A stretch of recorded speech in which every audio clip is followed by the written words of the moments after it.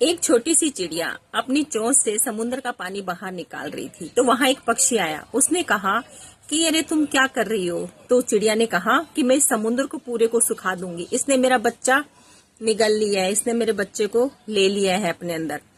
तो वो पक्षी हंसा और बोला कि तुम छोटी सी चिड़िया हो, ऐसा काम तुम कर सकती हो? तुम समुद्र का पानी क्या सुखा सकती हो? तो उस चिड़िया ने कहा कि साथ देना है तो दो, सलाह मत दो। ऐसे करके वो भी उसकी सहायता करने लग गया।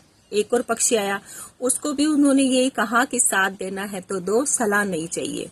ऐसे करते करते 100 आए, 200 आए, हजारों पक्षी आने लग गए। सबको यही कहा गया कि साथ देना है तो दो, सलाह नहीं चाहिए।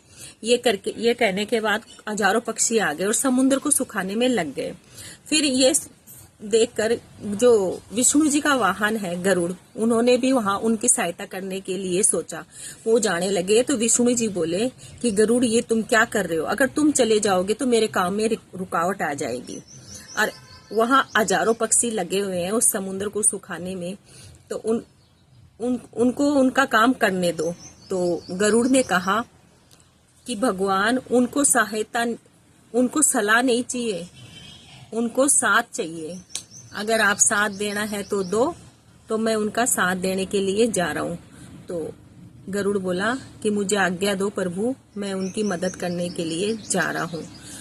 फिर भगवान विष्णु भी बोले कि चलो ठीक है, मैं भी चलता हूँ। तो भगवान विष्णु भी गरुड़ के साथ चले जाते हैं। अब विष्णु जी को आता देख समुद्र डर जाता है और तुरंत ही उस चिड़िया के बच्चे को वह वापस कर देता है।